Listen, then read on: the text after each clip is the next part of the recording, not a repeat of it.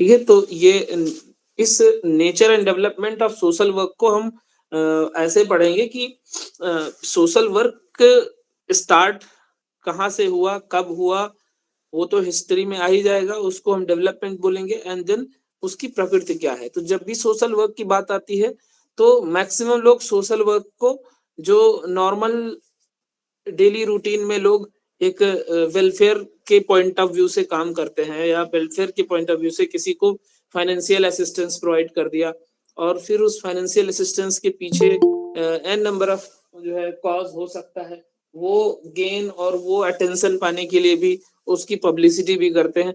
तो वो सारी चीजें और जो प्रोफेशनल सोशल वर्क है उसमें क्या डिफरेंस है, ये सब चीजों को समझना बहुत जरूरी है। तो as per the comprehensive definition, ऐसे किसी एक इंडिविजुअल का ये डेफिनेशन नहीं है, ओवरऑल जो क्रक्स है उस पे हम बात करें तो सोशल वर्क क्या है, एक प्रैक्टिस बेस्ड प्रोफेशन है। प्रैक्टिस बेस्ड प्रोफेशन का मतलब कि यहाँ सिर्फ ज्ञान से ही काम नहीं चलेगा, थियरी के ज्ञान से आपको उसका प्रैक्टिकल इम्प्लीकेशन भी और इम्प्लीमेंटेशन भी करना आना चाहिए। ठीक है, तो प्रैक्टिकल जैसे आप लोगों ने देखा होगा, जहां जहां से भी आप लोगों ने एमएसडब्ल्यू किया होगा, दो तीन तीन दिन की थियरी क्लासेस होती हैं और लगभग 3 दिन की जो है फील्ड वर्क होती है। तो वो उसमें काम ही यही है कि आपने जो थियरी में पढ़ा उसको जाके प्रैक्टिकली इम्प्लीमेंट करो फील्ड में।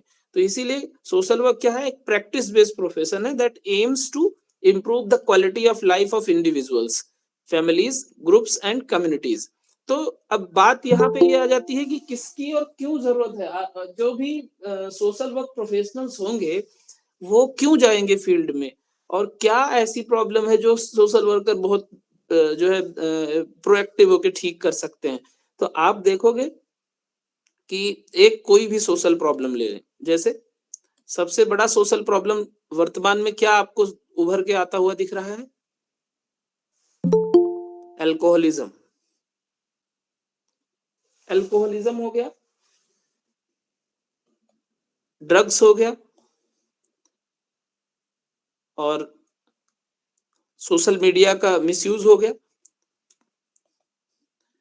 अब इसमें हम बहुत ही कॉमन सा एक सबसे मेजर जो सबसे ज्यादा वल्नरेबल और इजी टू एक्सेस है वो अल्कोहलिज्म पे बात कर लेते हैं।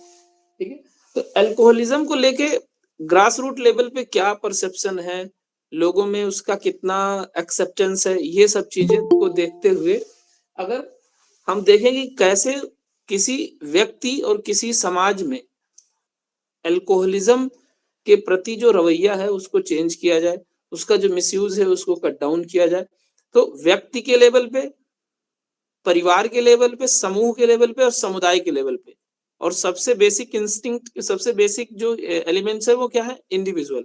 इन सभी लेवल पे काम करने के लिए आपके अंदर वो क्वालिटी होनी चाहिए कि एक व्यक्ति से कैसे आप इंटरेक्ट करोगे, पहला स्टेटमेंट क्या होगा, वो जो एक आइसबर्ग होता है वो कैसे आप ब्रेक करोगे कि यार पता नहीं कैसा व्यक्ति होगा, उससे हम क्या पूछेंगे, पहला हमारा प्रश्न क्या होगा, ऐसा ना हो वो नशे में हो और पलट के मुझे कुछ उल्टा सीधा कह दे।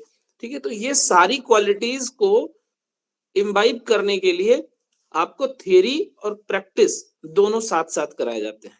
ठीक है, तो थियरी में क्या पढ़ाया जाता है, social case work, social group work, community organisation. तो केस वर्क में यही बताया जाता है कि how to deal with individuals. ये अभी हमने जो बात की ना इंडिविजुअल की, वो ये यही चीज है कि how to deal with individuals we studied in case work. अब आपने थियरी तो पढ़ लिया, अब उसको प्रैक्टिकली इंप्लीमेंट नहीं किया, कभी इंटरव्यू नहीं किया, कभी जो है इंटरेक्शन नहीं किया किसी इंडिविजुअल के साथ who is suffering from alcoholism और एनी अदर प्रॉब्लम, तो उसका इम्प्लीकेशन आप समझ नहीं पाओगे थियरी पढ़ के सिर्फ। जैसे कि आप डिप्रेशन, एंजाइटी, स्किज़ोफ्रेनिया, ये सब नाम बहुत हैवी वर्ड्स आपने सुना है, ओसीडी, ये सब क्या है, मेंटल इलनेस के अलग अलग मेंटल इलनेस है, मतलब अलग अलग टाइप्स है मेंटल इलनेस के।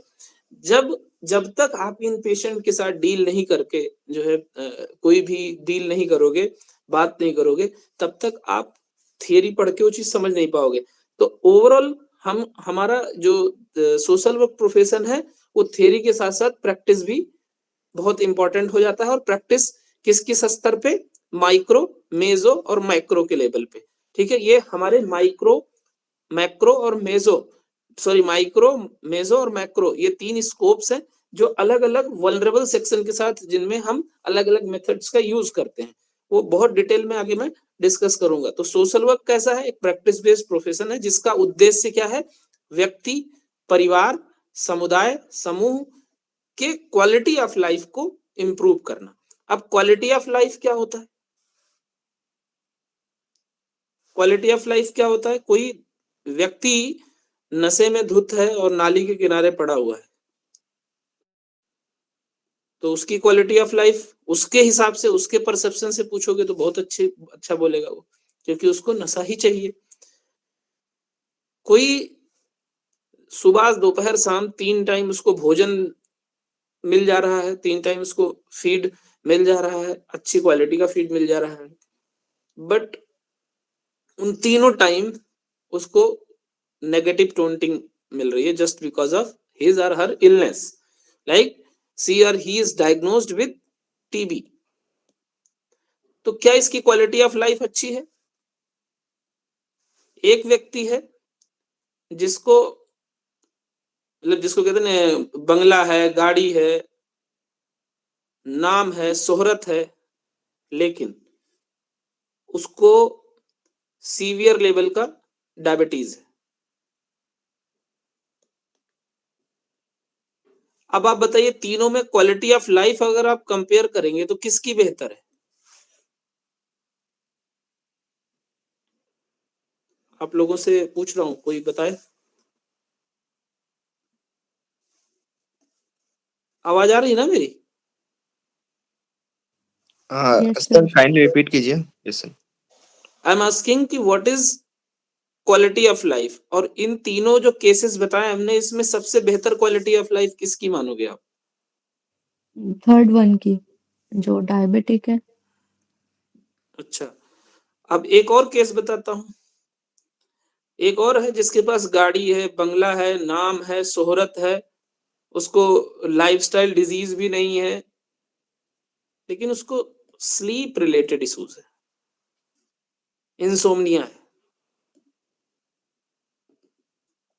अब सर बताइए। आई थिंक किसी की भी जो क्वालिटी ऑफ लाइफ है वो सही नहीं है, मुझे ऐसा लगता है। Yes, exactly. Everyone suffering from their well-being.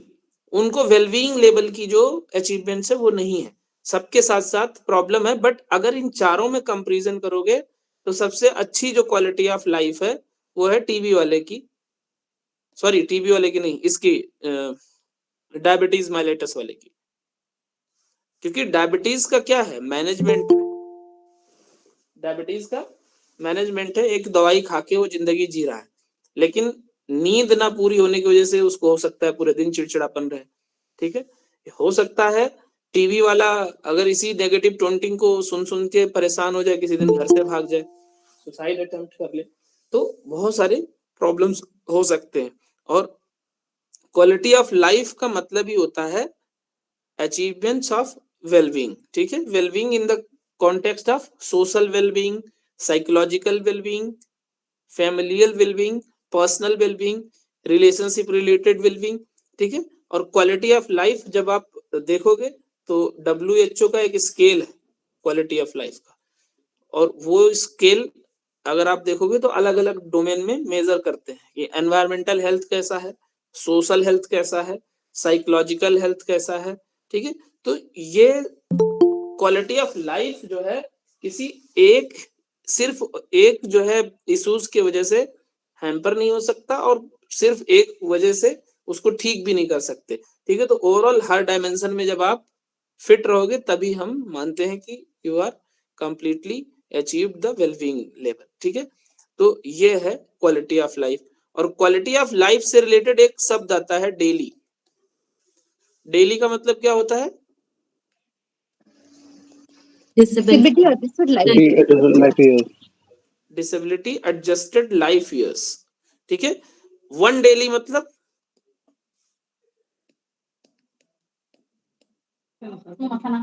One daily मतलब sir 1 year disability life or just हाँ, 1 year lost with the adjusted disability years. ठीक है, तो 1 साल डिसेबिलिटी के साथ बिताए गए जीवन को 1 डेली बोलते हैं। ठीक है, तो इसी प्रॉब्लम का सॉल्यूशन ढूंढने के लिए सोशल वर्कर को रिक्रूट किया जाता है, जिससे वो साइकोलॉजिकल, सोशल, फैमिलियल और पर्सनल प्रॉब्लम को कट डाउन कर पाए और इंडिविजुअल की राइट और उसके जस्टिस के लिए काम कर पाए। तो it is a helping process committed to enhancing social functioning and promoting social justice through planned professional intervention. अब ये एक शब्द का ध्यान रखना, प्लान्ड प्रोफेशनल इंटरवेंशन। जैसे कोई एक 70 साल की बूढ़ी माता आती है, या मेल या फीमेल कोई भी हो सकता है, आपके पास आते हैं और कहते हैं कि बेटा हमारे पैर में चोट लग गई है, और वो बैसाखी पे आते हैं। केस बता रहा हूं, इसको एक एक चीज समझना बहुत ही इंपॉर्टेंट है। बैसाखी पे आते हैं, एक व्यक्ति के पास गए, उसने 500 रुपए निकाल के दे दिया कि ये लो अम्मा जाके खाना खा लेना। एक व्यक्ति के पास गए, उन्होंने कहा कि ऐसा है, आपको मैं ये ब्लैंकेट दे देता हूँ, कंबल दे देता हूँ, सर्दी है, आपको जो है सर्दी से परेशान होंगी, ये सर्दी कंबल रख लीजिए। एक के पास गए, एक ने बताया कि ऐसा है माताजी, फला फला डॉक्टर है, उसके पास चले जाओ, इलाज करवा लो, ये पैर ठीक हो जाएगा। और एक व्यक्ति के पास आए, उसने माताजी का प्रॉपर हालचाल पूछा, उनका डिटेल असेसमेंट किया, किस लिम्ब में कितनी प्रॉब्लम है, कभी कहीं डॉक्टर को दिखाया कि नहीं दिखाया, लिम्ब में कौन सी प्रॉब्लम है, इसका क्या पॉसिबल मैनेजमेंट हो सकता है, वो उनको एक्सप्लेन किया, उनको काउंसिल किया और बताया कि यदि आप आ सकते हैं तो फला हॉस्पिटल में आ जाइए, मैं वहाँ के डॉक्टर को जानता हूँ, वहाँ के सोशल वर्कर को जानता हूँ, वहाँ के एमएसएसओ को जानता हूँ, या ये व्यक्ति खुद ही एमएसएसओ है। तो उसने बताया कि एक आरपीडब्ल्यूडी एक्ट है, उस एक्ट के तहत आपको असिस्टिव डिवाइस मिल जाएगा, आपको पेंशन लग जाएगा, और आप अगर काम करना चाहेंगे कोई छोटा मोटा, तो जो एमसीडी की दुकान होती है छोटी, गुमटी अलॉट हो जाएगी, आपको लोन मिल जाएगा जो है छोटा मोटा काम करने के लिए 10-20-50 हजार का, और जो लोन बिल्कुल नॉमिनल इंटरेस्ट पे होगा। तो अब आप इसमें देखोगे इसमें कितना प्रोफेशनलिज्म है, किसमें ज्यादा प्रोफेशनलिज्म है और किसने क्या रोल प्ले किया। तो आपके हिसाब से इसमें वेलफेयर मॉडल कौन सा है, सोशल मॉडल कौन सा है, और मेडिकल मॉडल कौन सा है?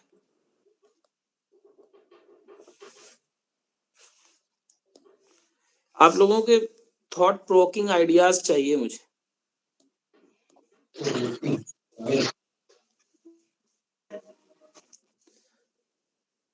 आप लोग बताइए कुछ, इसमें सोशल मॉडल कौन सा है? मैंने सोशल मॉडल बताया इसमें?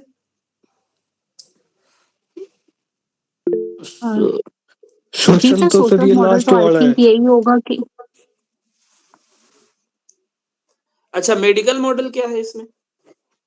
सर जो डॉक्टर को दिखाने के लिए बोल रहे हैं, जो डॉक्टर को दिखाने के लिए बोला, सारी इंफॉर्मेशन दी कि आप ऐसे ऐसे दिखा सकते हैं।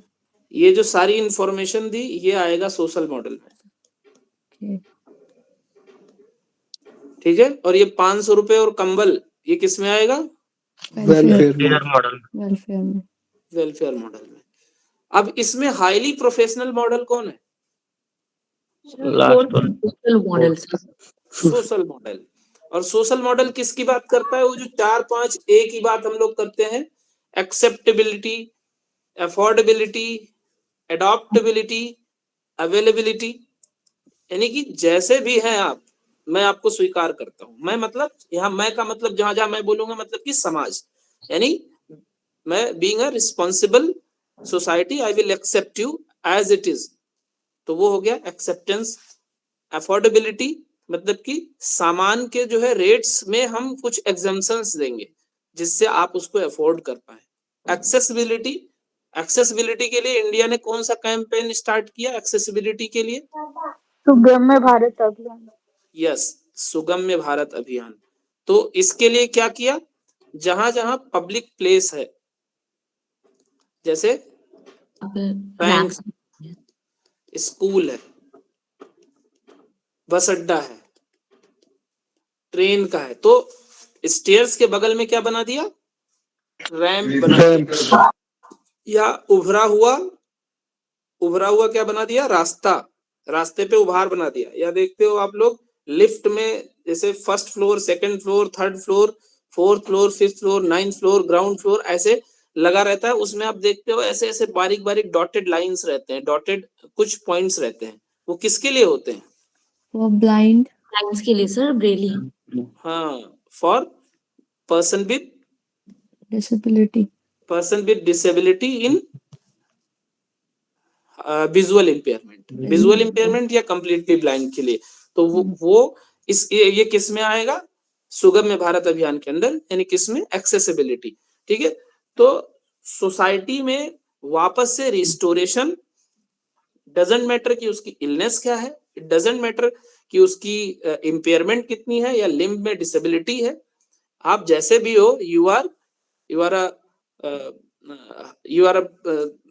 citizen of India, or being a citizen of India, you could be a better asset of our जो है नेशन। तो आपने इस सोशल मॉडल का सबसे बड़ा प्रारूप अगर देखने को मैं बोलूं तो जो एक व्हील चेयर पे जिनके कोई भी लिम्स काम नहीं कर रहे थे, लेकिन उन्होंने बहुत बड़े बड़े रिसर्च किए, क्या नाम था उनका? Stephen Hawkins. तो हम लोग इनको देख के ये कर सकते हैं, ये कह सकते हैं कि भाई शारीरिक अक्षमता बाधा बन सकती है थोड़ी बहुत, लेकिन बहुत कुछ किया जा सकता है। ठीक है, तो एक जो स्टेटमेंट बार बार बोला जाता है ना कि स्वस्थ शरीर में ही स्वस्थ मस्तिष्क का विकास होता है, उसको इन्होंने खत्म कर दिया, मतलब उन्होंने नकार दिया कि देखो मेरा स्वस्थ शरीर नहीं है, लेकिन फिर भी हमने बहुत रिसर्च की। ठीक है, तो ये सब चीजें हैं जो एक सोशल वर्कर के अंदर ये चीजें इम्बाइब होनी चाहिए, और इन क्वालिटीज को इम्बाइब करते हुए अलग अलग मेथड्स, अलग अलग प्रिंसिपल, अलग अलग अप्रोच से हम किसी इंडिविजुअल का हेल्प कर सकते हैं, उसकी वेलबीइंग के लिए हम एडवोकेसी कर सकते हैं, उसके राइट्स के लिए एडवोकेसी कर सकते हैं, उसके लिए जस्टिस के लिए हम उसको इंफॉर्मेटिव काउंसलिंग कर सकते हैं। इतनी चीजें समझ में आई? किसी को कोई कंफ्यूजन तो नहीं लिखने में? समझ में आ रहा है ना भाई? बता देना, मतलब ऐसा नहीं है, आप लोग बोलिए, आप इंटरेक्ट करेंगे तो ज्यादा अच्छा रहेगा। आ रहा है सर। हाँ जी सर, आ रहा है सर। हाँ, कहीं कोई कंफ्यूजन होगा तो बताना, है ना? सर एक चीज सर, आपने जैसे बताया मेडिकल, सोशल और वेलफेयर उन्होंने यूज किस किसने किए, तो वो जो लास्ट वाले फोर्थ था बताया आपने उनको कि उन्होंने उनको इन्फॉर्मेशन भी दी, उन्होंने डॉक्टर का भी बताया, उन्होंने उनकी वेलफेयर में भी हेल्प की कि आप ऐसे ऐसे आपको मिल जाएगा। तो इन तीनों मॉडल यूज नहीं किए क्या फोर्थ वाले ने? फोर्थ वाले में जो वेलफेयर मॉडल होता है ना, वो एक शॉर्ट टाइम पीरियड के लिए होता है, और जो सोशल मॉडल होता है वो लॉन्जिविटी पे बेस्ड होता है। ठीक है, जैसे आपने 500 रुपए दे दिया, हो सकता है उस टाइम उनको भूख लगी हो, जरूरत हो और वो खा लें, लेकिन अगले पल उनके खाने की व्यवस्था नहीं है। सोशल मॉडल क्या करता है कि वो लॉन्जिविटी और सस्टेनेबिलिटी पे फोकस करता है कि चलो ठीक है, 4000 रुपए मंथली पेंशन लग जाएगा, तो इनका जो है हर महीने कुछ ना कुछ आता रहेगा। या पर्सन विद बेंचमार्क डिसेबिलिटी है, तो जो राशन है, राशन भी फ्री मिल जाएगा, तो उससे भी एक जो है उनका सस्टेनेबिलिटी मेंटेन रहेगा, डेली किसी के ऊपर डिपेंडेंसी नहीं रहेगी। या बैंक से लोन मिल जाएगा, छोटा मोटा दुकान अलॉट हो जाएगा, तो चाहे वो दुकान खुद करें या वो दुकान किसी से करवाएं असिस्ट लेके, तो उनकी अपनी लॉन्जिविटी और अपना सेल्फ स्टीम मेंटेन रहेगा। सबसे इंपॉर्टेंट चीज है सेल्फ स्टीम, ठीक है, अब उनका सेल्फ स्टीम और सेल्फ रिस्पेक्ट मेंटेन रहेगा तो वो अपने जीवन को एक बेहतर वेलबींग तक पहुंच पाएंगे। ठीक है, तो सोशल मॉडल में ये वेलफेयर और मेडिकल मॉडल आपको दिखेंगी, लेकिन इसकी सबसे ज्यादा सस्टेनेबिलिटी है और बाकियों की थोड़ी सी है। मान लिया डॉक्टर कहता है कि I can treat and minimise your disability, हो सकता है वो मिनिमाइज कर दे, लेकिन 70% डिसेबिलिटी को हो सकता है बेंचमार्क तक ले आए, 40% तक ले आए, लेकिन 100% तो उसका डिसेबिलिटी कंप्लीटली खत्म नहीं कर पाएगा। तो ऐसे जगह पे सोशल मॉडल सबसे ज्यादा रोल प्ले करता है। क्या मैं आपकी जो कंसर्न थी उसको समझा पाया? समझ में आई चीज? यस सर, समझ में। Thank you. ठीक है, तो ये कुछ मेडिकल मॉडल, सोशल मॉडल और वेलफेयर मॉडल की चीजें थी जो आगे आपको मैंने ये इतना डिस्कशन किया सिर्फ और सिर्फ इसलिए जिससे आपको ये पता चल पाए कि why we use to study about methods. और वो जो मेथड्स है वो हमारे लिए क्या है, एक टूल है। जैसे किसी कारीगर को, किसी मैकेनिक को किसी गाड़ी को बनाने के लिए जो है स्क्रू ड्राइवर और बहुत सारे टूल चाहिए होते हैं, वैसे हमें किसी इंडिविजुअल, किसी ग्रुप, किसी फैमिली, किसी कम्युनिटी, किसी सोसाइटी की प्रॉब्लम को एड्रेस करने के लिए, उसकी प्रॉब्लम का पॉसिबल सॉल्यूशन ढूंढने के लिए अलग अलग मेथड्स की जरूरत होती है ना। तो वो मेथड्स जो है वो हमारे लिए उसी हथियार और औजार की तरीके से ही काम करते हैं। अब इम्पोर्टेंस क्या है सोशल वर्क का? पर्सनल एंड सोशल प्रॉब्लम, किसी व्यक्ति की समस्या या उस सोसाइटी की समस्या या उस व्यक्ति की सामाजिक समस्या, तो influence, adjustment and role performance in society. कोई व्यक्ति की अगर पर्सनल प्रॉब्लम है, लाइक ही और she is suffering from depression, तो डिप्रेशन क्या है? उसकी पर्सनल प्रॉब्लम है। लेकिन जब उसकी पर्सनल प्रॉब्लम बढ़ती जाती है तो वो किसको अफेक्ट करती है? किसी व्यक्ति की समस्या जब ज्यादा बढ़ेगी तो किसको अफेक्ट करेगी? सोसाइटी, परिवार, सबसे पहले परिवार। और परिवार जब अफेक्ट होगा तो क्या होगा? समुदाय अफेक्ट होगा। ठीक है, और समुदाय होगा तो समाज होगा। ये एक कड़ी बढ़ती मतलब बढ़ती चली जाती है। डिप्रेशन से अभी एक धर्मशाला में एक बहुत खतरनाक घटना हुई, उसके साथ मोलेस्टेशन का भी केस था और रैगिंग भी किया उसके सीनियर्स ने। एक साथ दोनों चीजें पैरेलली चली आ रही थी। तो जब इस डिप्रेशन और बाकी मोलेस्टेशन को वो अडॉप्ट नहीं कर पाई तो अनफॉर्चुनेटली शायद उसने अटेम्प्ट किया सुसाइड, और उसके डेथ के बाद उसका परिवार पीड़ित हुआ। अब परिवार से उस समुदाय, क्योंकि वो पर्टिकुलर किसी कास्ट की थी इसलिए उसके साथ कुछ डिस्क्रिमिनेशन हुआ, तो कास्ट बेस्ड डिस्क्रिमिनेशन भी हुआ, कास्ट बेस्ड वायलेंस भी हुआ, तो वो समुदाय भी अपने आप को विक्टिम फील कर रहा है और जो है समाज तो अफेक्ट होगा ही।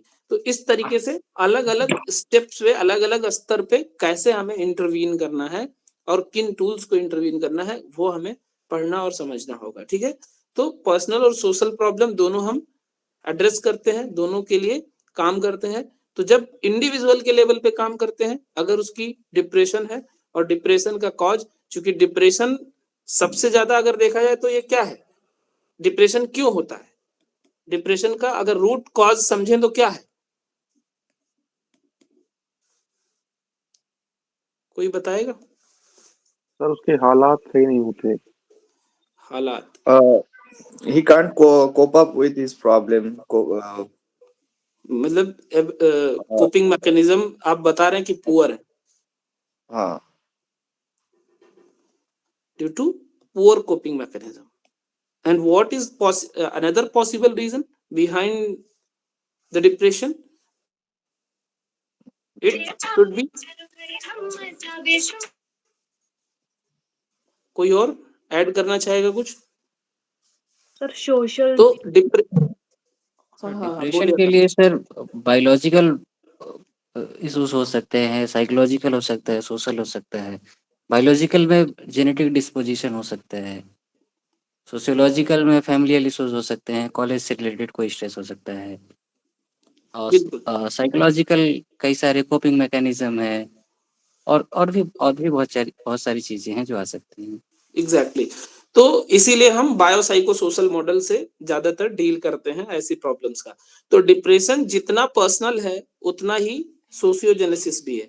सोशियोजेनेसिस मतलब कि सोशियोलॉजिकल फैक्टर्स जो आपको जो है सोचने पे, ओवरथिंक करने पे मजबूर करते हैं। ऐसे सोशल फैक्टर्स प्रिपेयर किए जाए, ऐसा सोशल एनवायरनमेंट प्रिपेयर किया जाए जिससे आपको जो है बुलिंग किया जा सके, जिससे आपको जो है टोंटिंग किया जा सके, तो वो एक लीडिंग कॉज बन सकती है। तो इस लेवल पे हम इंडिविजुअल के साथ काम करते हैं और इंडिविजुअल के एनवायरमेंटल मॉडिफिकेशन के लिए काम करते हैं, सोसाइटी के लेवल पे काम करते हैं, या मेंटल इलनेस के, ओवरऑल मेंटल इलनेस की बात करेंगे तो सोसाइटी में जो एक उसको लेके स्टिग्मा है, उसको लेके एक परसेप्शन बना है, उसको कैसे स्टिग्मा को डिस्टिग्मेटाइज किया जाए, उसके लिए हम थ्रू आईईसी मटेरियल जो हम काम करते हैं, इंफॉर्मेशन एजुकेशन एंड कम्युनिकेशन, वो हम किसके लिए काम करते हैं? For BCC. बीसीसी मतलब बताएं, जितने लोग एनएचएम में काम करते हैं खूब इस पे बात करते होंगे। Behaviour change communication.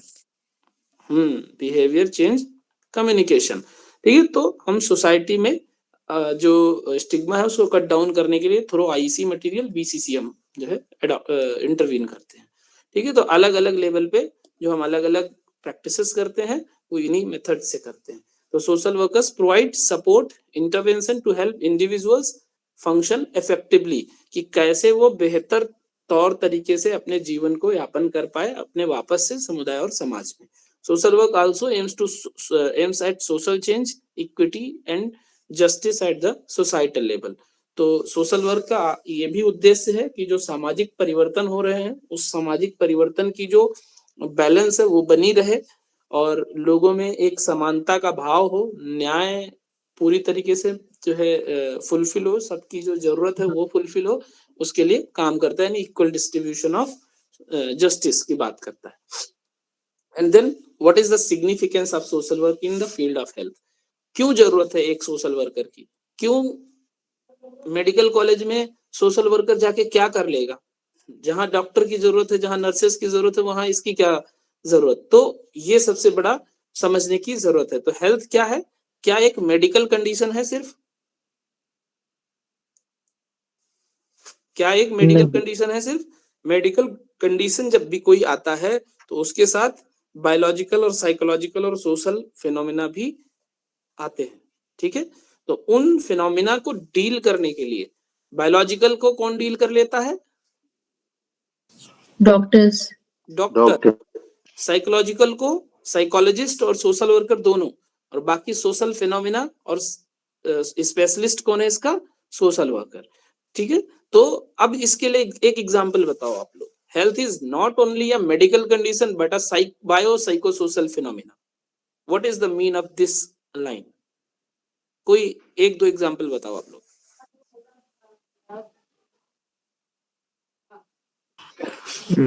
Sir biology example में एड्स के जो पेशेंट होते हैं उनको सर अगर कोई HIV एड्स पेशेंट होता है तो उसका जो सोशल पर्सपेक्टिव्स जो होता है, सोशल जो लोग उसको उस नजर से देखते हैं कि इसको तो HIV हो गया है, ये ठीक नहीं हो सकता, इससे HIV फैल सकता है, इसीलिए उसका नजरिया उसके प्रति चेंज हो जाता है, जिससे उसको डिप्रेशन वगैरह ये सब चीजें होने लगता है। तो मेडिकल कंडीशन भी रहता है, साइकोलॉजिकल कंडीशन भी उसका इफेक्टेड होता है। रिसेंट में आप लोगों ने जो फील किया होगा वो कोविड-19 में जो मान लिया दिल्ली से, मुंबई से, कहीं से आता था तो उसको क्या कर देते थे? क्वारंटीन कर देते थे, ठीक है। क्वारंटीन कर देते थे और उससे बात तक लोग नहीं करते थे। लोगों को लगता था कि भी बात करेंगे ना 5 मीटर दूरी से खड़े होकर तो भी मुझे कोरोना जो है हो जाएगा। तो वो जो एक साइकोलॉजिकल कट ऑफ फील कराया गया, उसमें एक बहुत ही नेगेटिव टर्म यूज हुआ था। क्या था? Social distance. अब उसको सोशल डिस्टेंस क्या सोसाइटी से कट ऑफ ही करा देते थे, बिल्कुल अलग कर देते थे। तो वो जो सोशल फिनोमिना है किसी भी इलनेस का, जो साइकोलॉजिकल फिनोमिना है, वो डायग्नोज ही नहीं हो पाता है। डायग्नोसिस क्या होती है? डायग्नोसिस हो गई कि इसको टीबी है। अब टीबी का तो इलाज डॉक्टर कर देगा, बट इस टीबी की वजह से उसको जो सीवियर डिप्रेशन हुआ या सीवियर डिस्क्रिमिनेशन हुआ, उसको कौन डील करेगा? क्या ये डायग्नोस में आता है? क्या इसको कोई मशीन चेक कर पाती है? पैथोलॉजी का जो सिस्टम है, बायोकेमिस्ट्री, क्या इसमें कुछ बताती है? नहीं बताती है। तो इन्हीं चीजों को डील करने के लिए, जिसको हम एक शब्द बोलते हैं, एक जो है टर्म यूज होता है, आइसबर्ग्स ऑफ इलनेस, यानी बीमारी की वो फैक्टर्स जो दिखाई ही नहीं देते, जो अंडर डायग्नोस्ड है। डायग्नोसिस सिर्फ बायोलॉजिकल रीजंस है, बायोलॉजिकल प्रॉब्लम्स है, बट जो साइकोलॉजिकल और सोशल प्रॉब्लम्स है वो तो डायग्नोस में आ ही नहीं रहे हैं। ठीक है, तो इन प्रॉब्लम्स को एड्रेस करने के लिए मेडिकल सोशल वर्कर को रिक्रूट किया जाता है। Are you getting my point? समझ में आया? Yes sir. जी सर। ठीक है, तो health is not only a medical condition but a biopsychosocial phenomena. That's why social work is essential in the field of health. Illness affects mind, family, livelihood, and social roles, not just the body. It's affect all about your personal and social life. Many health problems are caused or worsened by social determinants, and medical treatment alone cannot ensure recovery, adherence, or rehabilitation. क्या होता है adherence? Adherence क्या होता है? Sir patient को जो दवाई खाने के लिए दी गई है, सिर्फ दवाई नहीं, बेसिकली जो भी ट्रीटमेंट बताया गया है वो उसको कंप्लाई कर रहा है, और उसको अगर पेशेंट को कुछ प्रॉब्लम भी आ रही है उसको फॉलो करने में, तो वो रिवर्ट बैक करके बता रहा है डॉक्टर को कि ये इश्यूज अभी मेरे साथ स्टिल चल रहे हैं। तो ये होता है अडेयर करना पूरे के पूरे मेडिकेशन को या फिर पूरे ट्रीटमेंट को। एग्जैक्टली तो जहां भी आप डॉक्टर बोलते हैं ना कि यार उसका ट्रीटमेंट एडरेंस प्रॉपर है नहीं, उसका ट्रीटमेंट एडरेंस पुअर है, मींस कि अगर नेगेटिव बोल रहे हैं, इट मींस कि वो जो जैसी दवाइयां बताई गई हैं, जैसा लाइफस्टाइल बताया गया है, वो ऐसा फॉलो ही नहीं कर रहा है। और अगर फॉलो कर रहा है तो कहते हैं कि ट्रीटमेंट एडरेंस अच्छा है। कंप्लायंस भी वही होता है कि जैसा जो बताया गया है वो सारी चीजों को डॉक्टर के द्वारा बताई गई सारी दवाइयां समय पे खा रहा है, उसके द्वारा बताए गए योग कर रहा है, वॉक कर रहा है, वाटर इंटेक और फूड का इंटेक जो बताया डॉक्टर ने वैसे ही ले रहा है, तो वो एडरेंस होता है। ये ऐसी चीजें आपको मेडिकल सोशल वर्क में मिलेंगी और उसको समझना पड़ेगा। और रिहैबिलिटेशन, रिहैबिलिटेशन क्या होता है?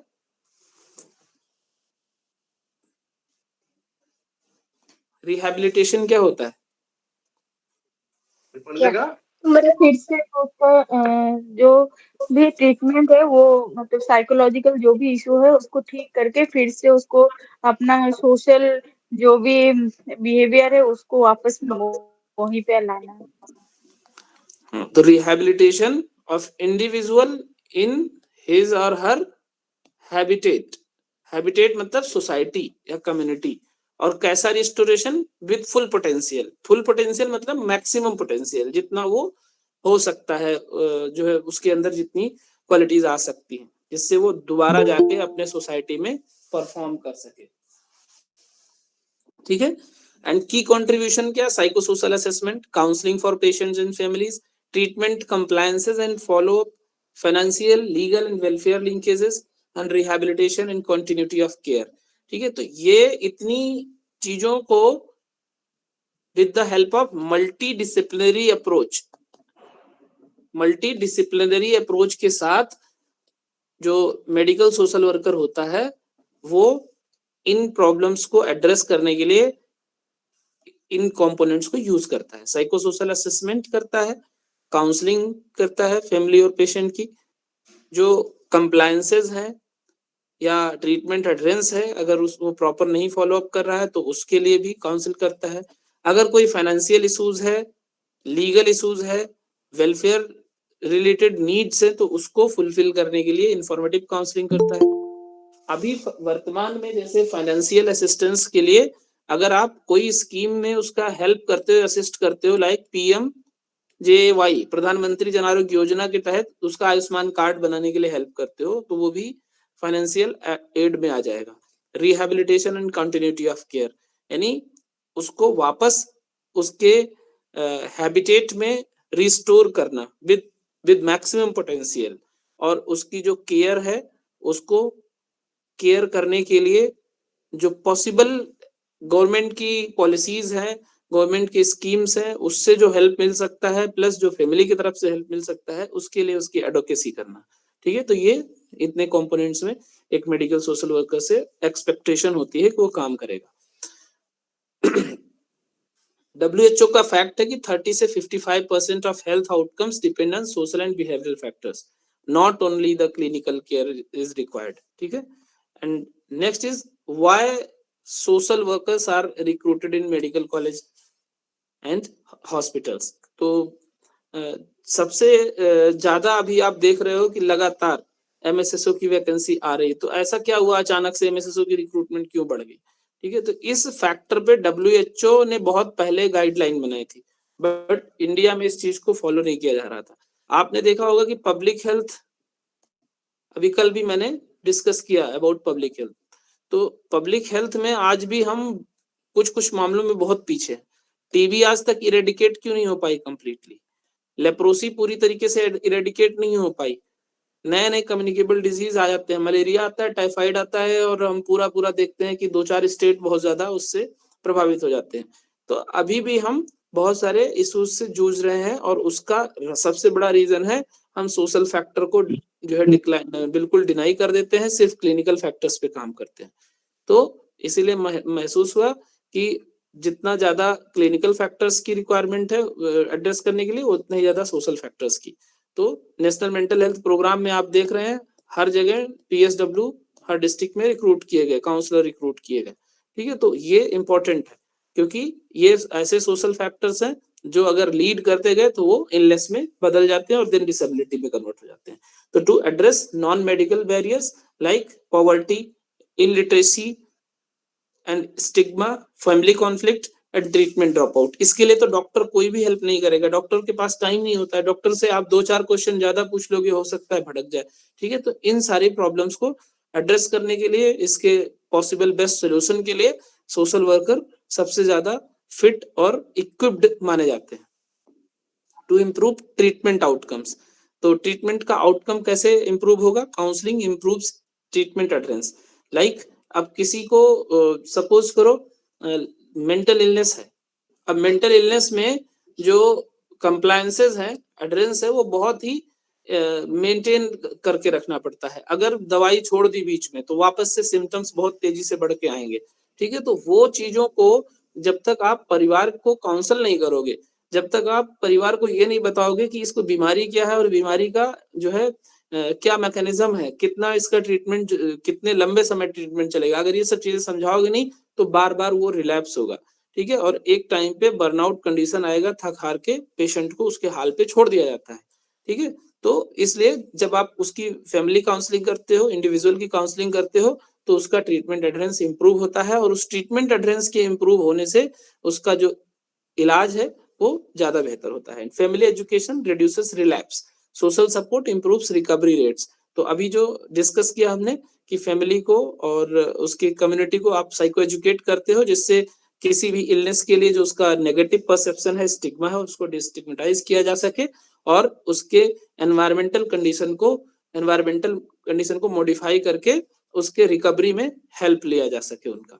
तो patients receiving psychosocial support so better follow up and lower readmission. इसके लिए गवर्नमेंट ने, या सबसे बड़ा जो अचीवमेंट हुआ इन the field of mental health, वो क्या था? पहले सिर्फ इंडिविजुअल का केयर करते थे, इंडिविजुअल का इलाज करते थे, और उसके बाद किसकी जरूरत पड़ी? विद्यासागर जी किस चीज के लिए जाने जाते हैं? डॉक्टर विद्यासागर विडो रीमैरिज के लिए। डॉक्टर विद्यासागर, हम मेंटल हेल्थ की बात कर रहे हैं। साइकेट्रिक सोशल नहीं, कम्युनिटी साइकियाट्री। कम्युनिटी साइकियाट्री में ये इन्होंने बताया कि भाई सिर्फ एक व्यक्ति का इलाज करने से काम नहीं चलेगा, उसके परिवार का भी इलाज। परिवार का इलाज मतलब परिवार का साइको एजुकेशन। परिवार के साथ साथ सोसाइटी को और कम्युनिटी को भी उसकी जो परसेप्शन बनी है, उसका नेगेटिव एटीट्यूड है, उसको भी कट डाउन किया जाना चाहिए, तभी एक बेटर आउटकम निकल के आएगा किसी भी जो पर्सन विद मेंटल इलनेस है उसके ट्रीटमेंट के लिए। आपने इंडिविजुअल का ट्रीटमेंट किया और उसके घर जाते ही उसके 4 रिश्तेदार है, ये तो वही है जो ऐसे-ऐसे बड़ी-बड़ी बातें कर रहा था। मतलब नेगेटिव बातें उससे करने लग जाएँगे तो उसका फिर से इलनेस रिफ्लेक्ट हो जाएगा। तो ये जो है कम्युनिटी साइकियाट्री की ज़रूरत महसूस हुई और जिसकी एडवोकेसी सबसे ज़्यादा जो की वो डॉक्टर विद्यासागर ने। To act as a link between hospital and community, तो हॉस्पिटल और कम्युनिटी के बीच में लिंक बनाना कि डिस्चार्ज प्लानिंग करना, रेफरल करना कम्युनिटी रिसोर्सेज को लेके। कम्युनिटी रिसोर्सेज मतलब कि अगर कोई सपोज करो एल्डर है, ठीक है, मतलब 70 प्लस है, तो ऐसी कुछ रिसोर्सेज हैं, अभी 100% तो काम नहीं कर रही हैं छोटे जगहों पे, बट शहरों में है ऐसा जहाँ पे डे केयर सेंटर है। डे केयर सेंटर में कुछ क्रिएटिव एक्टिविटीज होती हैं, वहाँ और 8-10 एल्डर्स आते हैं, तो उनका टाइम भी पास हो जाता है और एक क्वालिटी का मतलब कुछ छोटा मोटा काम भी वहाँ पे ऑफर करते हैं कुछ ऐसे डे केयर सेंटर। तो उसमें वो लोग अपना पूरा जो है 8-10 घंटे 6 घंटे अपना बेहतर टाइम गुजार पाते हैं। Continuity of care after discharge, तो डिस्चार्ज के बाद क्या क्या केयर की जरूरत है उस फैमिली को काउंसिल करना, तो ये एक MSSO एक मेडिकल सोशल वर्कर का रोल होता है। To handle ethical and social issues, तो एथिकल इश्यूज मतलब कि अगर आप उसके साथ कोई भी डील कर रहे हो, कोई भी ट्रीटमेंट कर रहे हो, तो उसको कंसेंट उसका लेना जरूरी है। End of life care counselling, end of life care counselling मतलब कि आप ऐसे केसेस में जिसमें ब्रेन डेथ का केस है या एंड ऑफ लाइफ को क्या बोलते हैं मेडिकल टर्म से, जो एक नाम है यूथेनेसिया। यूथेनेसिया का मतलब what is the mean of euthanasia? शिक्षा मृत्यु काइंड ऑफ मर्सी किलिंग, मस्ती के लिए। इच्छा मृत्यु। इच्छा मृत्यु। तो यूथेनेसिया में कितने टाइप की यूथेनेसिया है? 2 type, Two types. Passive. Two types. Active और पैसिव। इंडिया में कौन सा एक्सेप्टेड है? Passive. पैसिव में क्या करते हैं? Support System. हटा देते। जो सपोर्ट सिस्टम होता है उसको विथड्रॉ कर लेते हैं। ठीक है, तो ये जो end of life care counselling है, ये बेसिकली पेशेंट के अटेंडेंट का, पेशेंट के केयरटेकर का होता है। ठीक है, उसमें उनको गाइड किया जाता है। एक्टिव में क्या होता है? पॉइजनस इंजेक्शन या ऐसा कोई जो है जानलेवा दवाई दिया जाता है, तो ये इंडिया में एक्सेप्टेड नहीं है और ये ह्यूमन राइट के अगेंस्ट भी है। ठीक है, तो यहाँ पे भी आपका रोल होता है। और इसमें जो आप लोगों ने देखा होगा ट्रांसप्लांट कोऑर्डिनेटर का पोस्ट आया था, वहाँ पे ट्रांसप्लांट कोऑर्डिनेटर का भी रोल हो जाता है और उनको बताया जाता है कि आफ्टर द ब्रेन डेथ कौन कौन से ऑर्गन डोनेट किया जा सकता है, उससे कितने लोगों की जान बचाई जा सकती है। तो एक डिसीज्ड पर्सन कितने लोगों का जान बचा सकता है? ऑर्गन डोनेशन 8% का ना। और ऑर्गन से रिलेटेड कौन सी स्कीम है, एक्ट है जो जिसके तहत गाइडलाइन बनाई गई? छोटा नोटा नोटा नहीं, थोटा थोटा एंड नोटो, सोटो, रोटो, ये सब याद रखना। नोटो मतलब नेशनल लेवल की बात है, स्टेट लेवल की और ये रीजनल लेवल की है। And then to support teaching and research, तो कैसे करते हैं? Field training for medical and nursing students, community based research, health behaviour studies. Correlation between social work and health, तो कोरिलेशन क्या है सोशल वर्क और हेल्थ में? अगर भाई पैसा ही नहीं होगा तो कैसे वो इलाज करवाएगा? ठीक है, उसको बेसिक जानकारी नहीं होगी तो इलाज कंटिन्यूटी जो है उसका रह पाना मुश्किल है। ठीक है, तो इन सारे फैक्टर्स में भी income, education, housing, nutrition, social support और एनवायरनमेंट वाले सपोर्ट के लिए भी काम करता है कोई भी एक सोशल वर्कर। तो अगर इसको आप देखोगे तो अभी जैसे मैंने बताया था कि उसको इनकम जनरेट करने के लिए कुछ पॉलिसीज में जहाँ पे वो एनरोल कर सके, या पर्सन विद बेंचमार्क डिसेबिलिटी के लिए आपने देखा होगा कितने % गवर्नमेंट रोजगार में है रिजर्वेशन?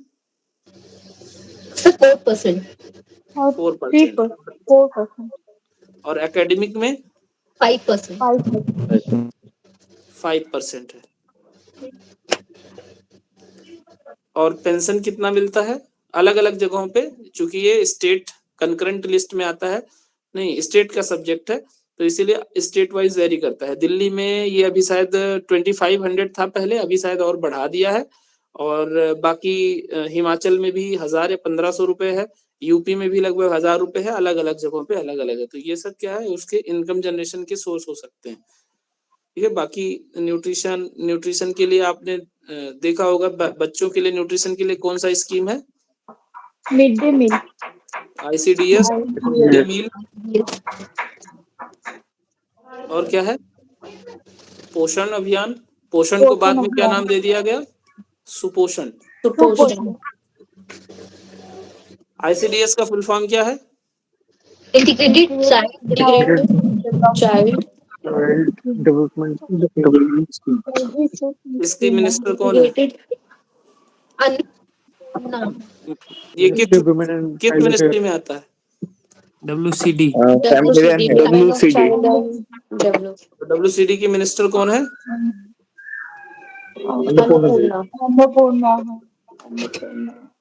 ठीक है, तो सोशल सपोर्ट के लिए जो आसपास के लोग हैं, परिवार को लोग हैं, उनसे इमोशनल और सोशल सपोर्ट के लिए बोला जाता है। ठीक है, तो ये कुछ इंपॉर्टेंट चीज थी। और हेल्थ क्या होता है, जो है disease, mind, family, society, environment, इन सारे चीजों को मिला के अफेक्ट करता है हेल्थ को। ठीक है, ये सारे फैक्टर्स जो भी है। तो आइसबर्ग्स ऑफ इलनेस हमने डिस्कस कर ही लिया है। आइसबर्ग्स ऑफ इलनेस मतलब कि कुछ चीजें होती हैं, जैसे आप नदी में जो है नाव चलते हुए देखते हो, तो नदी का इतना पार्ट डूबा हुआ नजर आता है पानी में। ठीक है, ये सिर्फ विजिबल होता है, इतना पार्ट विजिबल होता है सिर्फ। ठीक है, तो इसका मतलब ये थोड़ी कि इतना ही है, नीचे की भी चीजें हैं। तो उसी तरीके से बीमारी में भी जो सोशल और साइकोलॉजिकल फैक्टर्स हैं, तो ये बीमारी का, इलनेस का अगर हम आइसबर्ग्स ऑफ इलनेस देखें तो ये क्या है, सोशल एंड साइकोलॉजिकल फैक्टर्स हैं,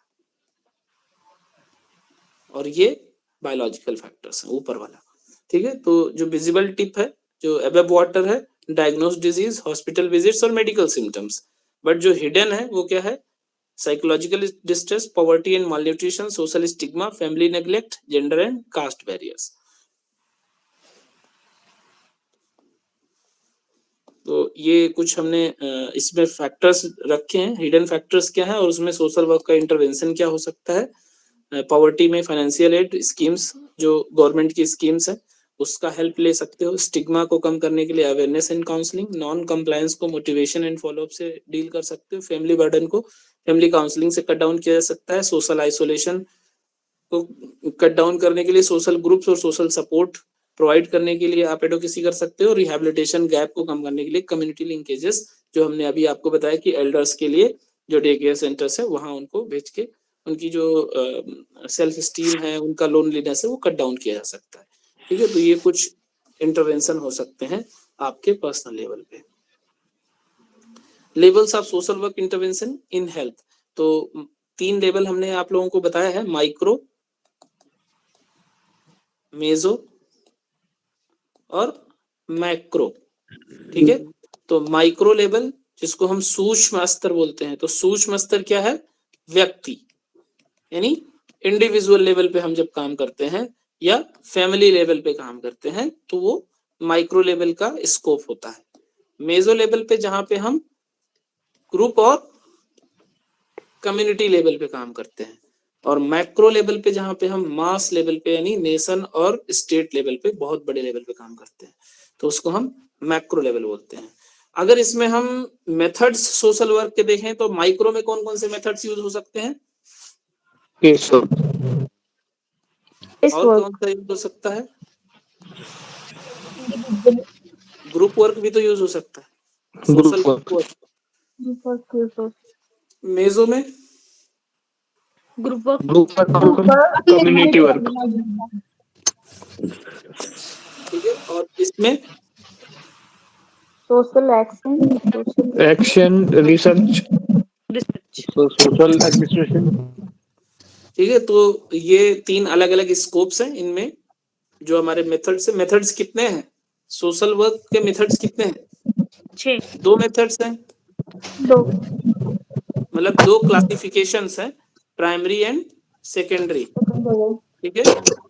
प्राइमरी को डायरेक्ट मेथड बोलते हैं और सेकेंडरी को इनडायरेक्ट, ऑक्सिलरी मेथड, और इस इनडायरेक्ट को ऑक्सिलरी भी बोलते हैं, ठीक है। तो प्राइमरी में हमारा social case work, social group work, community organisation आता है। सेकेंडरी में, जिसको हम ऑक्सिलरी भी बोलते हैं, social work, action, social welfare administration और सोशल वर्क रिसर्च, ठीक है। तो ये तीनों आपको इसमें डिटेल में मिल जाएगा। और उसमें हम क्या करते हैं, ये दिव्या जी आप अपना माइक ऑफ कर लीजिए, बहुत डिस्टर्ब हो रहा है।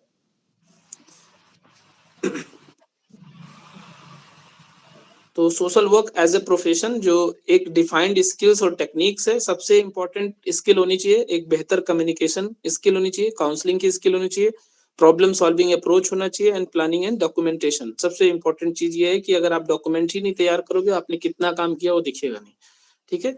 स्ट्रॉन्ग वैल्यू सिस्टम होना चाहिए, किसी भी व्यक्ति की जो गरिमा है, उसका सम्मान है, उसको बिना हैम्पर किए हुए, बिना उसकी जो है डिग्निटी को चैलेंज किए हुए उसको हेल्प करना, सोशल जस्टिस के लिए काम करना, एम्पावरमेंट यानी उसको सशक्त बनाना, enabling people to control their own lives, and self determination यानी क्लाइंट की जो खुद की लिमिट्स हैं, उसकी जो अपनी एथिकल वैल्यूज हैं, उसको बिना हैम्पर किए हुए उसको रिस्टोर करना, ठीक है।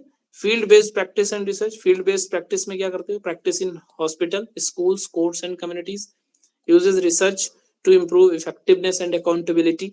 रिसर्च का काम ही है, सोशल वर्क रिसर्च में जब भी कोई हम रिसर्च की बात करेंगे तो प्रॉब्लम का आइडेंटिफिकेशन, उस प्रॉब्लम के कॉज को ढूंढना, उसके इफेक्ट्स और अफेक्ट्स को जानना, और फिर उसका पॉसिबल सॉल्यूशन ढूंढना, ये सोशल वर्क रिसर्च का काम होता है, ठीक है।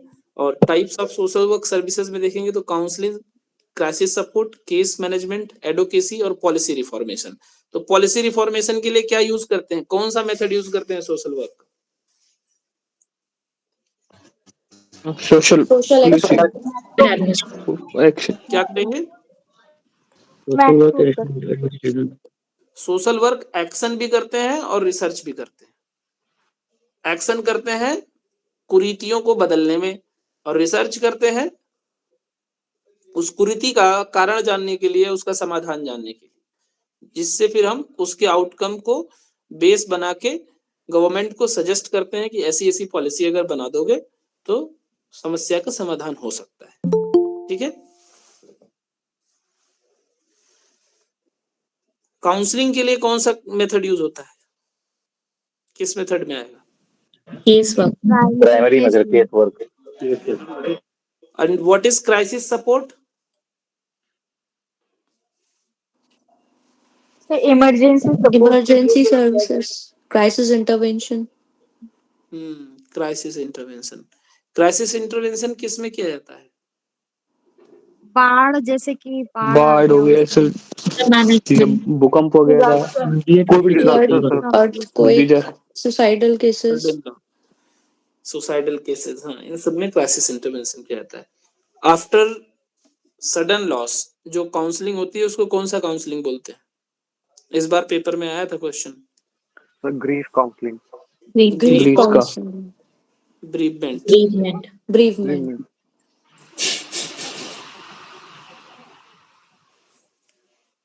कौन सा अप्रोच यूज करते हैं, मतलब जो एक ग्रीफ का स्टेज है, ग्रीफ का स्टेज पता है आप लोग? डैप्डा सर। जिसने बताया है वो अभी नहीं बताएगा, बाकी लोग बताएं फिर बताना आप। किसने बताया है? सर मैंने बताया। हाँ, बाकी लोग बताओ डाप्डा क्या होता है?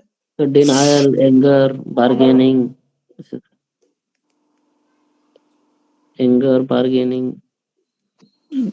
एक्सेप्ट होता है लास्ट सर, डिप्रेशन और एक्सेप्टेंस।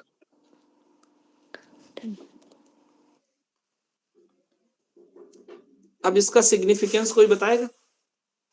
थोड़ा सा बाकी लोगों को समझा दो, नहीं तो फिर मैं ही समझाऊं। जूही जी आप बताओ।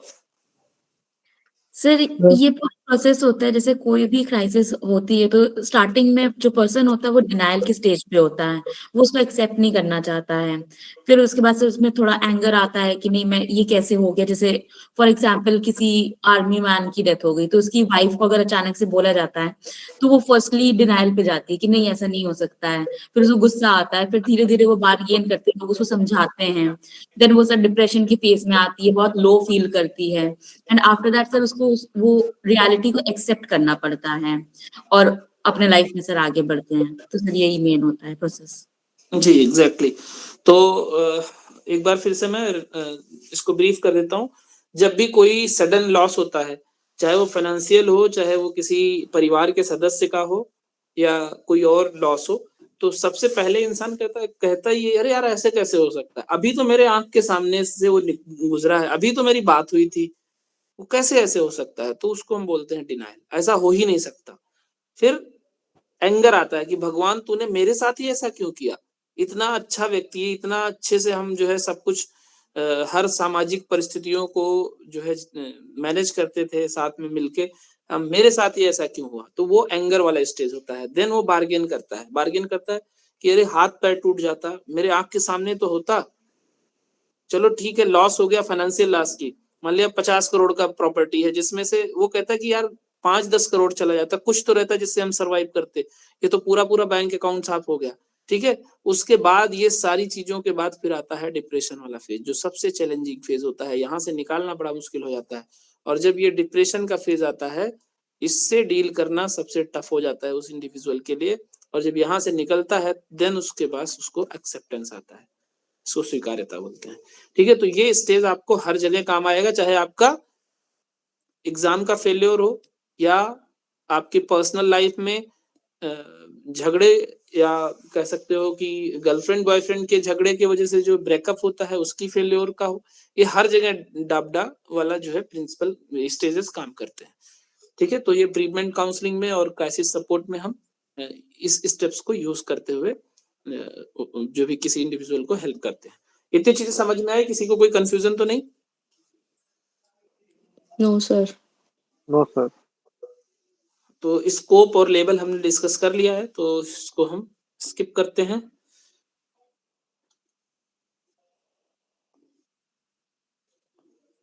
ये सारा कुछ हमने डिस्कस कर लिया, ठीक है। अब ये देख लेते हैं कि कहाँ जैसे हेल्थ में क्या काम करते हैं, डिस्चार्ज प्लानिंग में, मेंटल हेल्थ सपोर्ट, पेशेंट के राइट्स की एडवोकेसी, एजुकेशनल में स्टूडेंट की काउंसलिंग, बुलिंग अगर हो रहा है तो उसको बुलिंग से बचाने के लिए कुछ कुछ हम इंटरवेंशन करते हैं, स्पेशल एजुकेशन कोऑर्डिनेशन प्रोवाइड करते हैं। स्पेशल एजुकेशन से आप क्या समझते हैं? स्पेशल एजुकेशन मतलब क्या हुआ सर? स्पेशल बच्चों को एजुकेट करना, स्पेशल बच्चों को एजुकेट करना सर। स्पेशल चाइल्ड कौन हुए? स्पेशल बच्चे जो ऑटिस्टिक बच्चे, ऑटिस्ट, ADHD,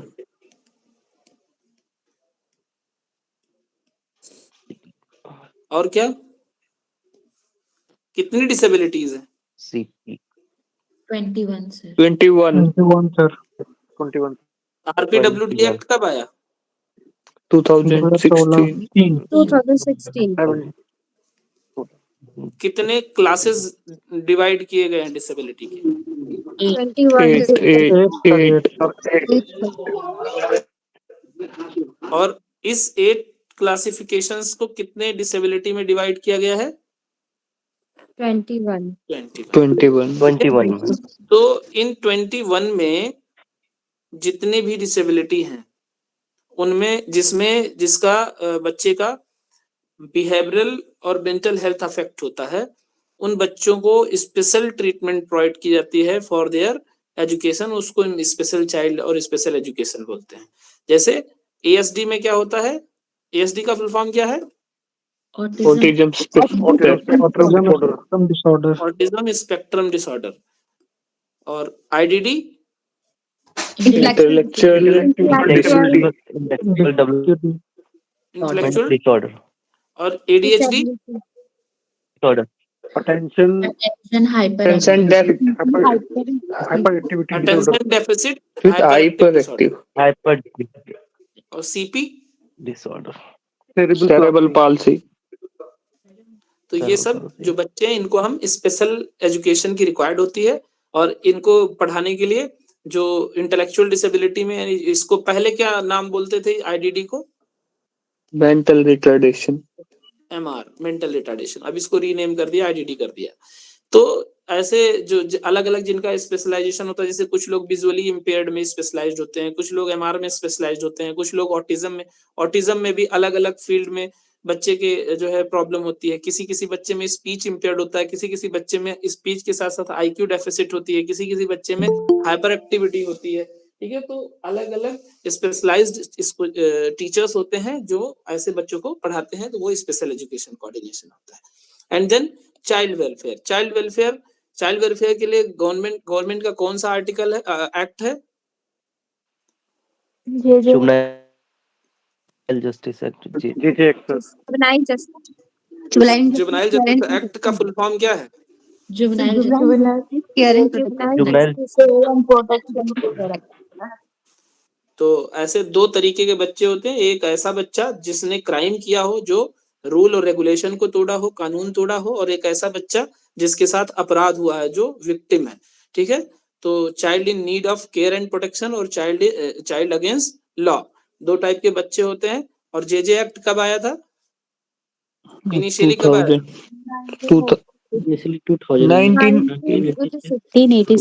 2005 में। उसके बाद मल्टीपल टाइम अमेंडमेंट हुए। ठीक है, तो वो अमेंडमेंट देख लेना जेजे एक्ट का। और जेजे एक्ट में जो एज में चेंज लाया था, वो क्या लाया था? 16 से 18 बिलो 18 कर दिया चाइल्ड का नहीं, 16 से 18, 16 to 18 years child will be considered as adult, और उनके ऊपर जो ट्रायल चलाया जाएगा वो एडल्ट के तरीके से ट्रायल चलाया जाएगा। किस केस में? Heinous crime. हीनस क्राइम किसको माना जाएगा? मर्डर, रेप, मर्डर हो गया, रेप हो गया। मर्डर को हीनस में नहीं माना जाता है। ब्रूटल मर्डर दो तरीके का होता है, गन गलती से चल गया। ठीक है, तो वो सर खैर वो बहुत हाई लेवल की एडवोकेसी हो जाएगी, उस पर डिस्कस नहीं करेंगे। तो हीनस क्राइम जिसमें मतलब ब्रूटल रेप और ब्रूटल मर्डर हो। ठीक है, तो उस 16 से 18 के बच्चे को एज एडल्ट कंसीडर किया जाएगा। ये किस केस के बाद ये अमेंडमेंट हुआ? निर्भया केस। ध्यान रखना, निर्भया कांड मत बोलना, आप निर्भया केस बोलना सिर्फ। ठीक है, ये भी सेंसिटिविटी है being a professional social worker. अब कांड नहीं बोला जाता है, निर्भया केस। ठीक है, and criminal justice social work में भी हम रोल प्ले करते हैं for counselling of offenders and victims and provision supervision. Restorative justice की भी बात करते हैं हम। रिस्टोरेटिव जस्टिस का मतलब क्या होता है पता है?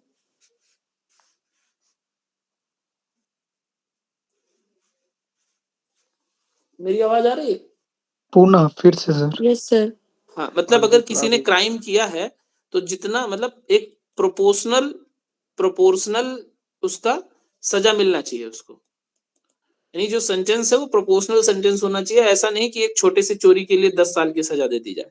ठीक है, तो उसी को रिस्टोरेटिव जस्टिस बोलते हैं। और रिस्टोरेटिव जस्टिस का मतलब कि उसको सुधार करने का उसका अधिकार है। एनवायरमेंटल जस्टिस में जितना भी क्लाइमेट रिलेटेड इश्यूज पे हम बात करते हैं। मेंटल हेल्थ सोशल वर्क, यानी जितना भी हम साइकियाट्रिक सोशल वर्कर होने के नाते हमारी जो ड्यूटीज है वो हम परफॉर्म करते हैं, चाहे वो साइको सोशल असेसमेंट हो, क्राइसिस इंटरवेंशन हो, रिहैबिलिटेशन एंड रिकवरी हो। कम्युनिटी वेलफेयर के लिए डेवलपमेंट प्रोजेक्ट्स में काम करते हैं, पॉवर्टी एलिवेशन के लिए और कम्युनिटी एम्पावरमेंट के लिए काम करते हैं। मेथड्स जो हमने डिस्कस किया था वही दोबारा से यहाँ पे है और उसमें आपस में कोरिलेशन। ठीक है, तो case work helps individuals use their personal strengths to handle environmental problems। तो पर्सनल स्ट्रेंथ को हम असेस करने के लिए केस वर्क में कौन सा प्रिंसिपल यूज करते हैं? SWOT। क्या है SWOT? Strength, weakness, opportunity, threat. Strength और W for weakness, O for opportunity और T फॉर थ्रेट। ठीक है, तो स्ट्रेंथ हम मेजर करते हैं अगर जब कोई व्यक्ति बहुत ही प्रॉब्लम में होता है तो सबसे पहले वो अपने स्ट्रेंथ को ही भूल जाता है।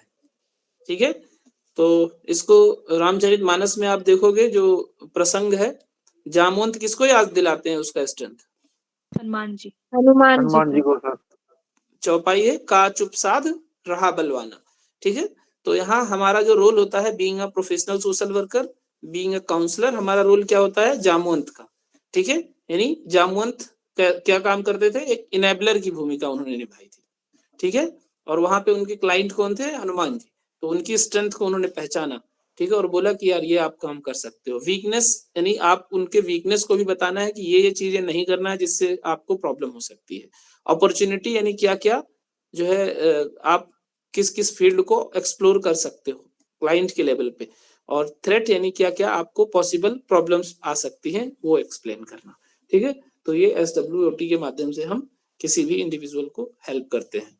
ठीक है, तो ये हेलन हैरिस पैलमैन, जिसको HH कहीं HH पैलमैन की आप देखते हैं, तो केस वर्क इन्होंने बोला case work is a process enabling individuals to cope more effectively with social problems.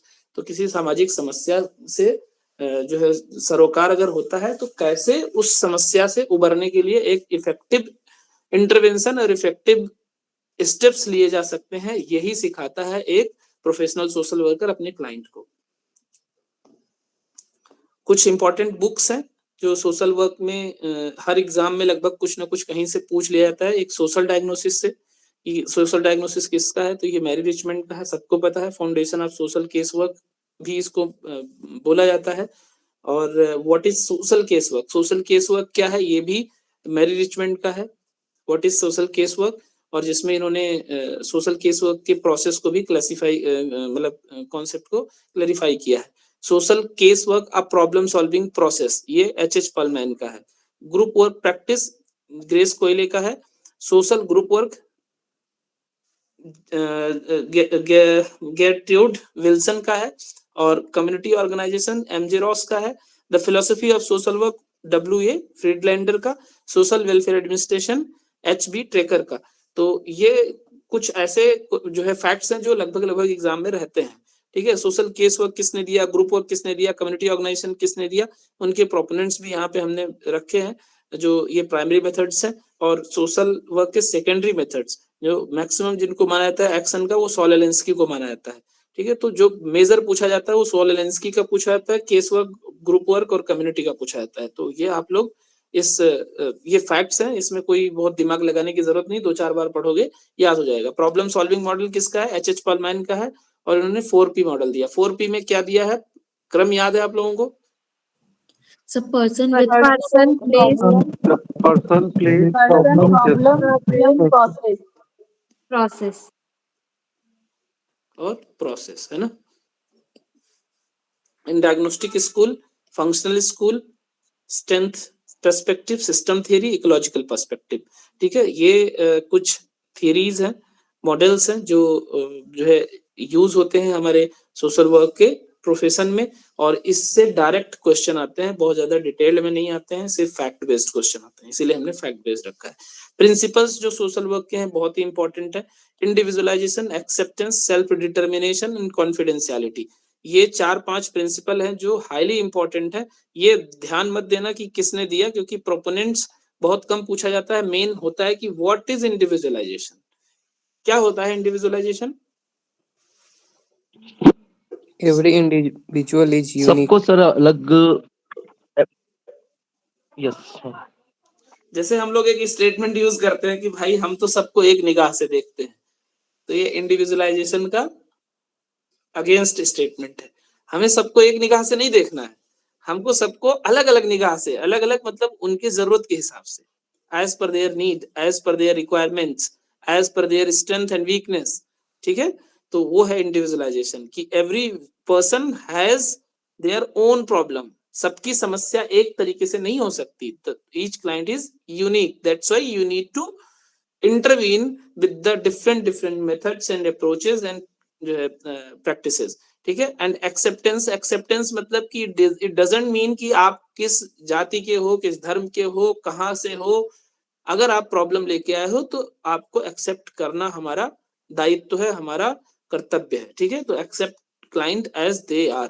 Self determination means कि क्लाइंट की चॉइस को हमेशा ध्यान में रखना है। ऐसा नहीं होना चाहिए कि आप क्लाइंट के बिहाफ पे खुद ही डिसीजन मेकिंग करने लग जाए। एंड देन हाईली इंपॉर्टेंट चीज इज कॉन्फिडेंशियलिटी। कॉन्फिडेंशियलिटी मीन्स गोपनीयता। गोपनीयता मतलब कि गोपनीयता किस लेवल की? व्यक्ति की, व्यक्ति के बातों की, व्यक्ति के पर्सनल प्रॉब्लम की। ऐसा ना हो कि उसने आपको अपने पर्सनल लाइफ में चल रहे इश्यूज को बताए और उसके सॉल्यूशन, पॉसिबल सॉल्यूशन आपसे पूछे और आप उसके पर्सनल प्रॉब्लम को उसके दोस्तों के साथ या उसके परिवार में किसी से कह दो, ठीक है। तो वो गोपनीयता बनाए रखने की जिम्मेदारी एक प्रोफेशनल सोशल वर्कर की होती है। And purposeful expression of feeling, किसी भी अगर एक्सप्रेस कर रहा है वो फीलिंग्स को, किसी भी पर्पस से एक्सप्रेस कर रहा है, तो वो आइडेंटिफाई करना बहुत जरूरी है। और वो जो आप करवाना चाहते हो, ये सबसे बड़ी समझ आपको होनी चाहिए कि how to the ventilate of patient. और वेंटिलेशन ऑफ इमोशन जो होता है, जिसको हम कौन सा वर्ड बोलते हैं? कैथारसिस। कैथारसिस। ये क्या है? एक बहुत बड़ा टूल है किसी भी इंडिविजुअल की किस इमोशंस को, जो सप्रेस्ड इमोशन है,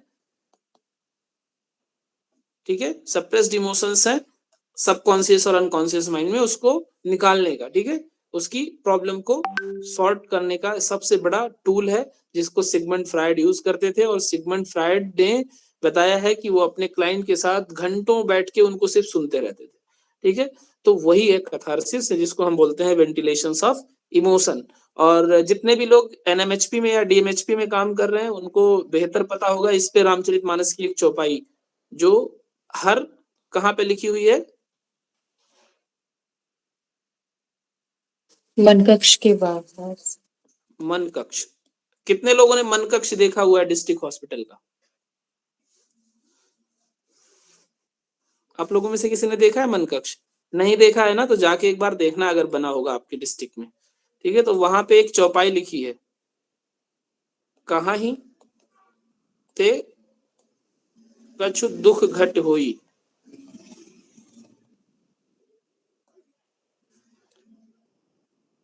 काय कहूं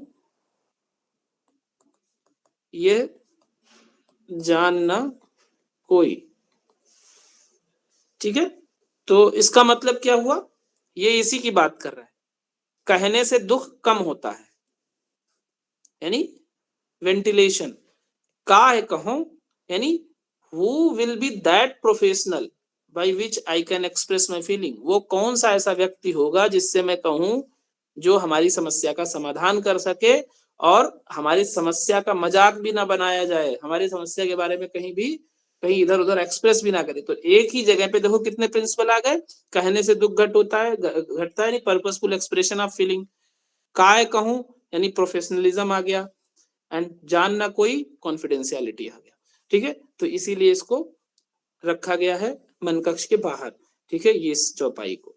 एंड नॉन जजमेंटल एटीट्यूड यानी किसी के रंग, किसी के वेशभूषा, किसी के बोली से उसको जो है किसी भी तरीके से लेबल कर देना, ये एक प्रोफेशनल न्यूट्रलिटी और प्रोफेशनल इश्यूज को एक्सीड करता है, ठीक है, एनहांस करता है। तो non judgemental attitude is highly important principle for practising as professional social work.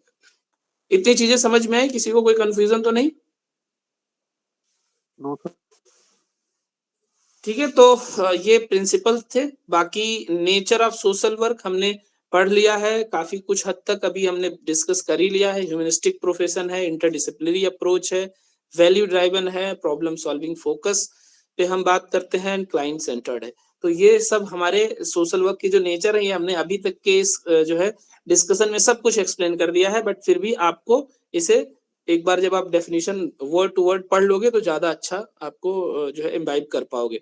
And characteristics क्या है ये भी हमने देख लिया। साइकोसोशल प्रॉब्लम्स ऑफ इंडिविजुअल हम डील करते हैं, promotes better adjustment with the environment, follows a progressive process, like study करते हैं, डायग्नोसिस बनाते हैं, ट्रीटमेंट करते हैं, देन इवेल्युएशन करते हैं, requires skills in building professional relationship, mobilizes internal capacities and external resources and supports personality development।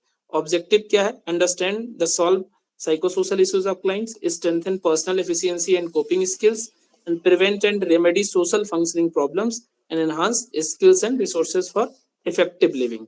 ठीक है, प्रिंसिपल हमने डिस्कस कर लिया है, यहाँ पे आप वापस से इसको और डिटेल में पढ़ सकते हो क्या क्या है, और helping relationship in case work.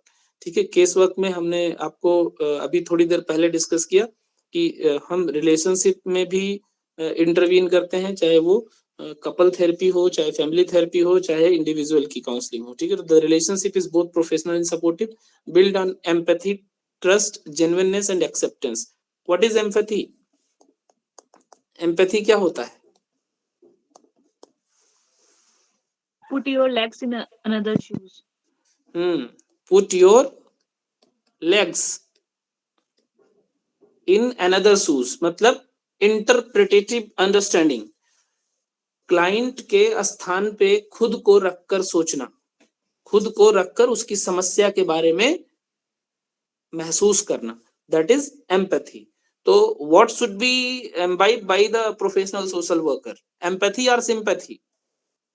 Empathy. ठीक है, तो empathy is a professional attitude and sympathy is a unprofessional attitude.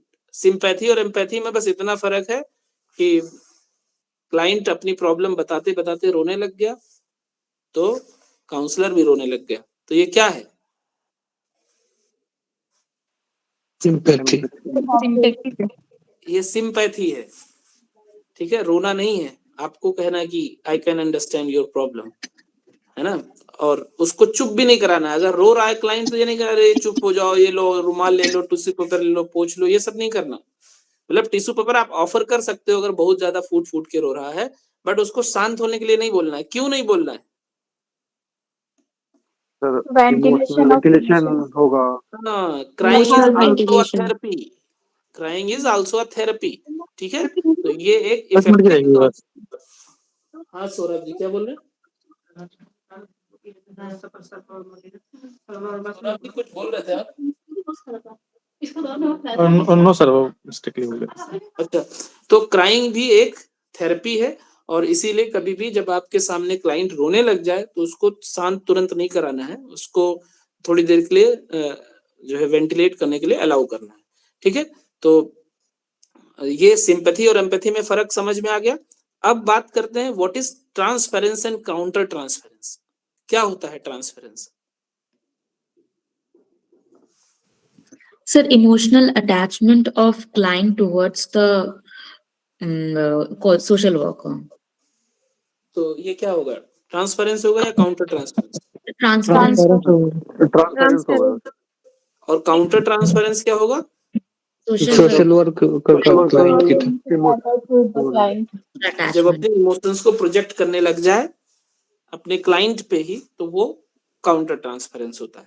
ठीक है, तो transference and counter transference both are जो है problematic in at a point. तो ये हमेशा ध्यान रखना है कि ये स्टेज ना आए। ठीक है, तो रैपो मतलब कि एक पर्पसफुल रिलेशनशिप, थेरेपेटिक रिलेशनशिप जिसके लिए हम रैपो बिल्ड करते हैं। Rapport is the positive trusting bond form between the client and the worker and must be guided by the purpose and professional boundaries.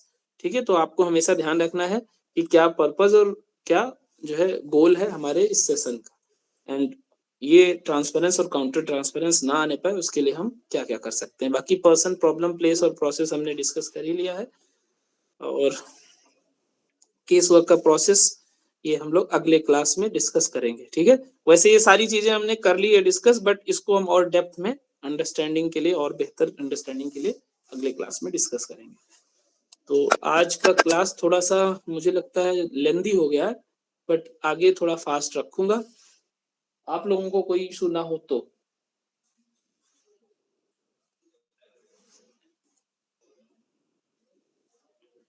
ठीक है, अभी किसी का कोई क्वेश्चन हो तो पूछ सकते हैं।